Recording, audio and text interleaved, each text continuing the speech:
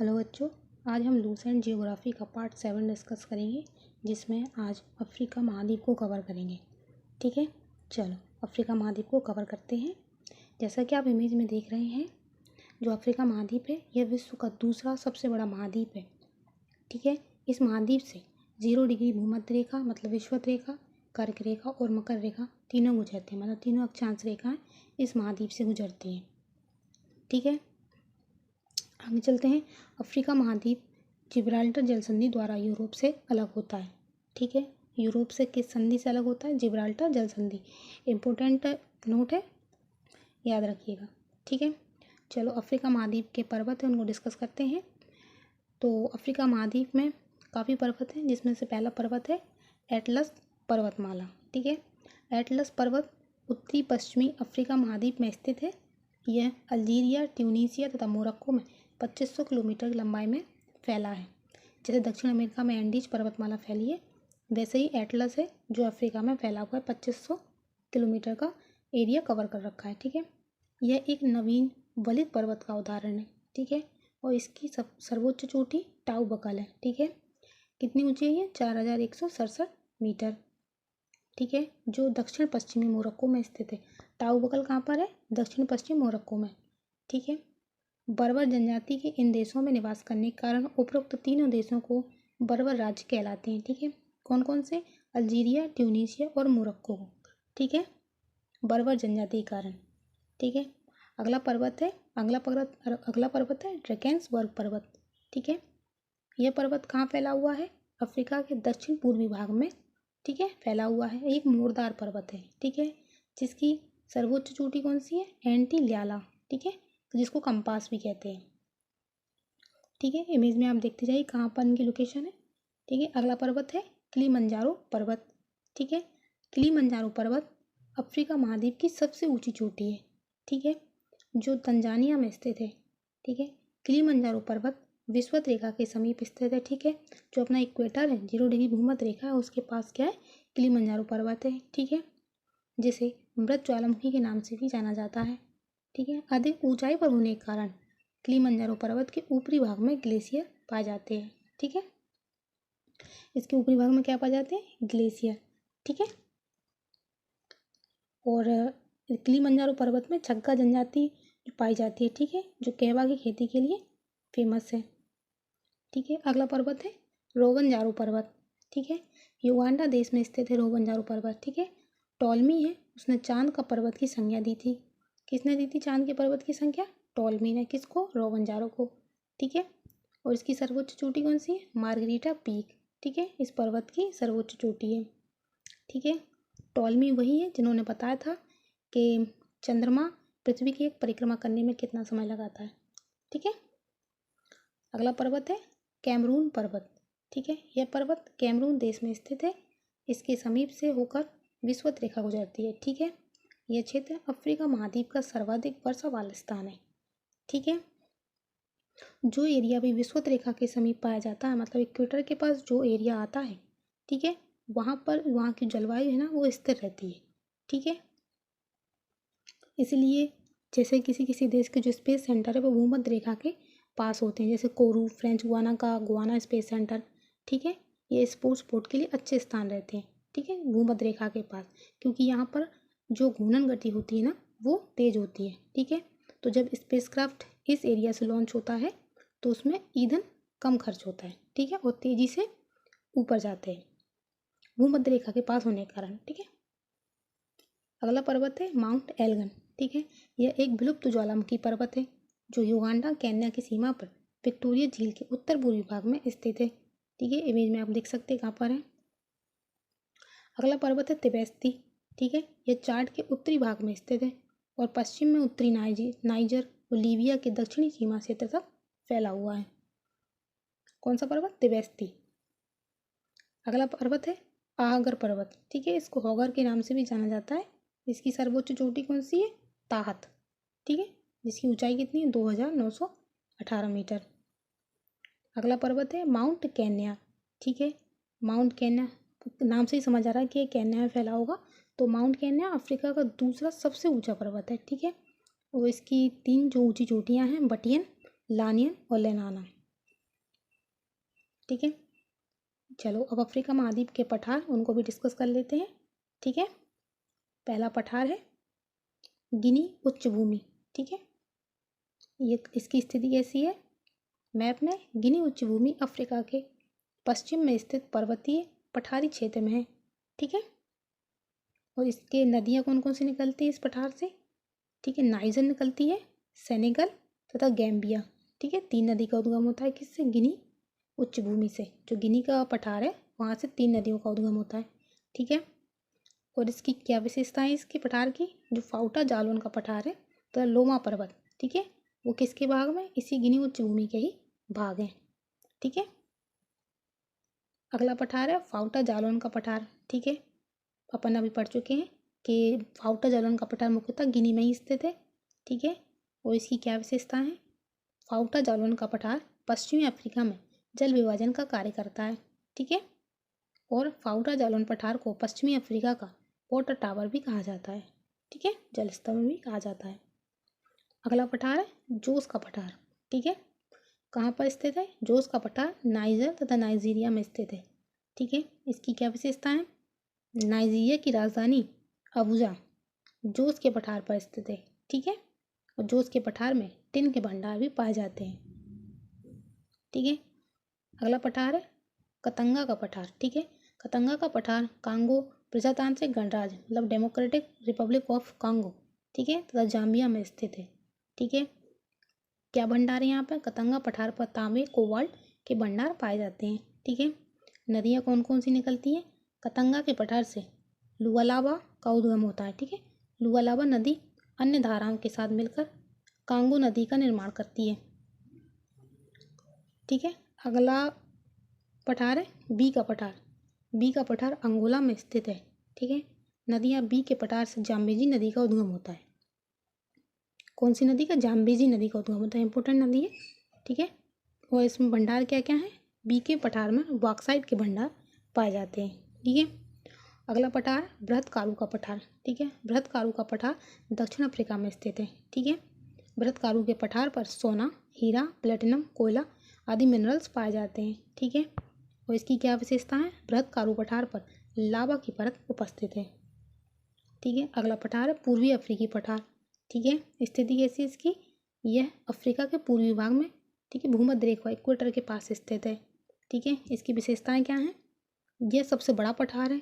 ठीक है, और इस पठार पर विक्टोरिया झील स्थित है। ठीक है, और पूर्वी अफ्रीकी पठार पर मसाई नामक जनजाति निवास करती है। ठीक है, पूर्वी अफ्रीकी पठार पर केन्या की चाय की रोपण कृषि भी की जाती है। ठीक है, रोपण कृषि, जो चाय की रोपण कृषि होती है वो भी की जाती है। ठीक है, और पूर्वी अफ्रीकी पठार पर किलिमंजारो भी स्थित है। ठीक है, अगला पठार है इथोपियन उच्च भूमि। ठीक है, इथोपियन उच्च भूमि को इथोपियन पठार और एबिसिनी का पठार भी कहते हैं। ठीक है, इथोपियन पठार मुख्यतः इथोपिया में स्थित है। ठीक है, झीलें कौन सी हैं? इथोपियन पठार पर लवणीय झीलें भी स्थित हैं, जैसे अस्सल झील। ठीक है, यह एक लवणीय झील है। ठीक है, और इस पर एक मीठे पानी की भी झील है, क्या नाम है उसका? ताना झील। ठीक है, और ताना झील से ब्लू नदी, जो ब्लू नील नदी है, उसका भी उद्गम होता है। ठीक है, चलो अब अफ्रीका के अपन मरुस्थल भी कवर कर लेते हैं। तो पहला मरुस्थल है कालाहारी का मरुस्थल। ठीक है, कालाहारी मरुस्थल का विस्तार अफ्रीका के बोत्सवाना, नामीबिया और दक्षिण अफ्रीका देश की सीमा में लगभग 9 लाख वर्ग किलोमीटर क्षेत्र में फैला है। ठीक है, इस मरुस्थल में बुशमैन जनजाति पाई जाती है।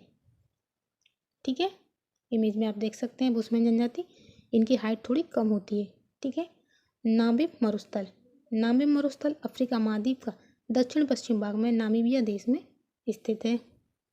ठीक है, सहारा मरुस्थल इंपॉर्टेंट है। सहारा मरुस्थल अफ्रीका महाद्वीप के उत्तरी भाग में स्थित सहारा मरुस्थल विश्व का सबसे बड़ा गर्म मरुस्थल है, जिसका विस्तार 13 देशों में है। ठीक है, Mali, Morocco, Mauritania, Algeria, Tunisia, Libya, Niger, Chad, Sudan एवं मिस्र। ठीक है, अंटार्कटिका के बाद ये दूसरा सबसे बड़ा मरुस्थल है। ठीक है, सहारा मरुस्थल का जनघनत्व सबसे कम है। ठीक है, और सहारा मरुस्थल में स्थित अल जिजिया नगर दुनिया का सबसे गर्म स्थान है, दूसरा गर्म स्थान है। पहला कौन सा?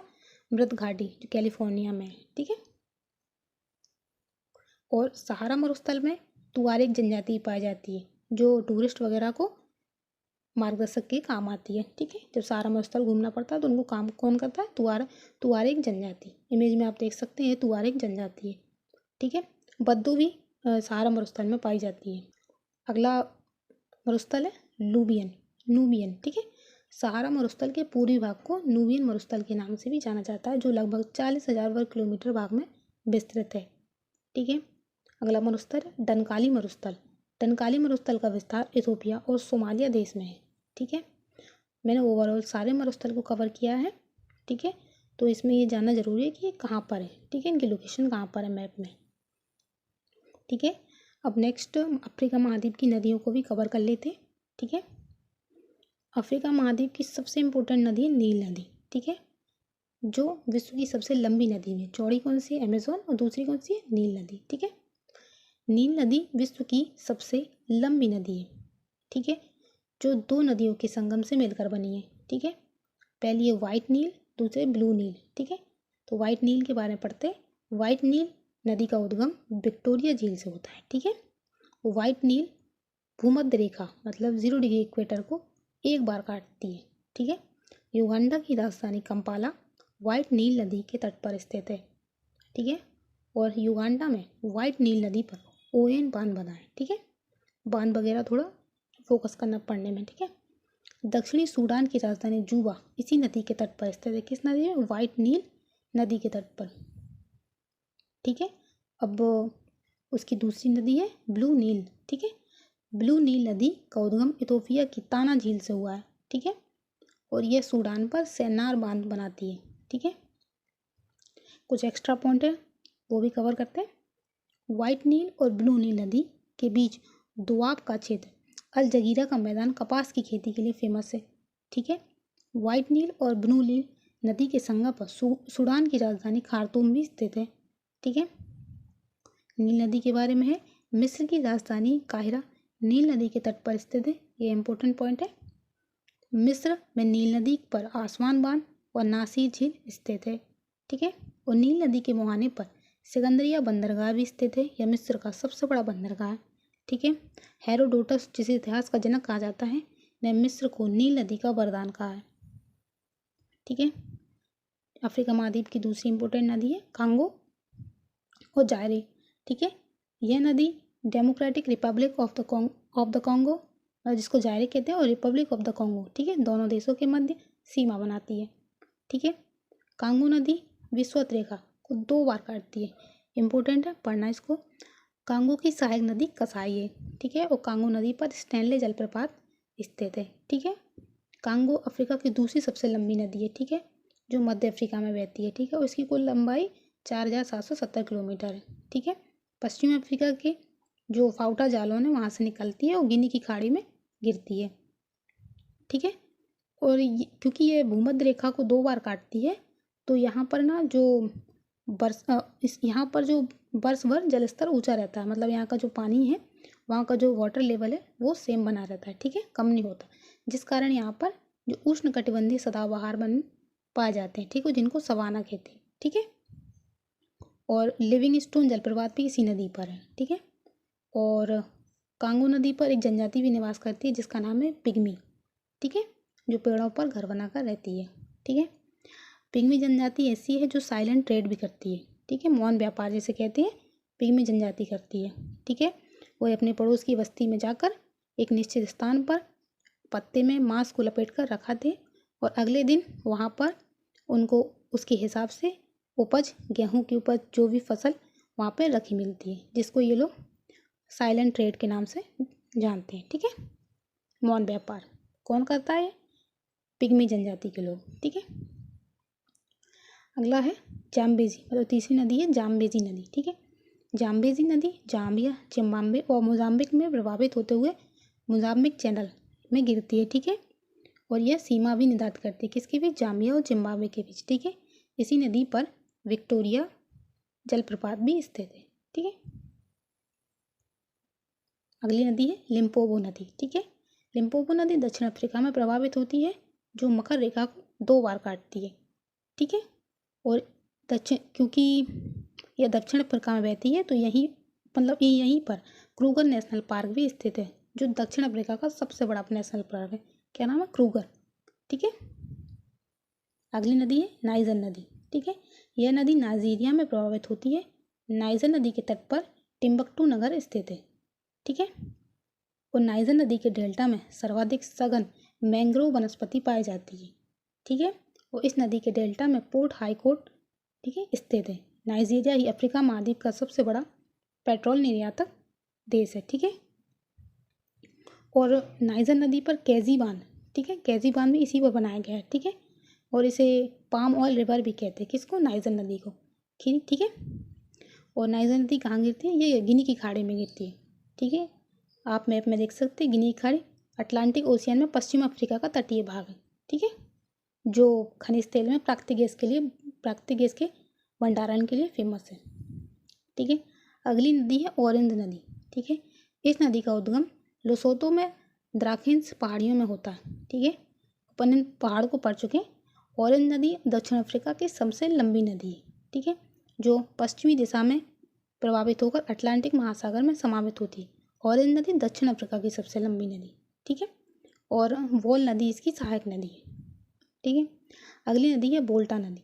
बोल्टा नदी का उद्गम बुर्किना फासो देश में होता है। ठीक है, और बोल्टा नदी की 3 सहायक नदियाँ हैं, श्वेत बोल्टा, लाल बोल्टा और काली बोल्टा। ठीक है, और यह जो बोल्टा नदी है यह घाना की सबसे इम्पोर्टेंट नदी है। ठीक है, और इसी पर एक अक्सम्बो बांध बना है। ठीक है, इसी बांध को बनाकर एक मानव निर्मित झील भी बनाई है। क्या नाम रखा उसका, बोल्टा झील।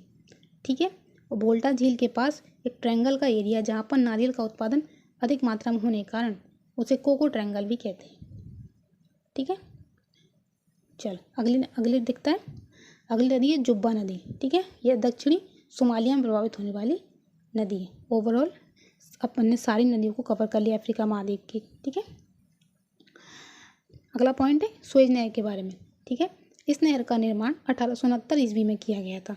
ठीक है, मिस्र द्वारा 1956 में इस नहर का राष्ट्रीयकरण किया गया। ठीक है, और सुएज नहर के दक्षिणी छोर पर पोर्ट सुएज और उत्तरी छोर पर पोर्ट सईद पत्तन है। ठीक है, ये बंदरगाह है। ठीक है, और अफ्रीका महाद्वीप का सबसे लंबा रेल मार्ग केप कायरा रेल मार्ग है। ठीक है, जो दक्षिण अफ्रीका गणराज्य के केप टाउन नगर से मिस्र के काहिरा नगर तक जाता है। ठीक है, हर कॉन्टिनेंट का एक सबसे लंबा रेल मार्ग है, तो सबको याद रखना। ठीक है, ये अफ्रीका महाद्वीप का सबसे लंबा रेल मार्ग है। ठीक है, चलो अगला देखते हैं। उत्पादन की दृष्टि से अफ्रीका में हीरे की सबसे बड़ी किम्बरले खान है।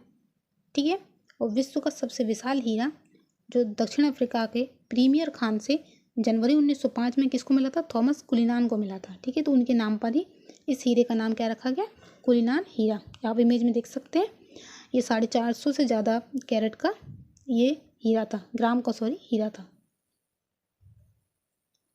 ठीक है, कुछ एक्स्ट्रा पॉइंट है अफ्रीका महाद्वीप के, उसको भी देख लेते हैं। भूमध्य रेखा पर स्थित अफ्रीका महाद्वीप के देश कौन कौन से हैं, गैबोन, कांगो कर्तन, युगांडा, कीनिया और सोमालिया।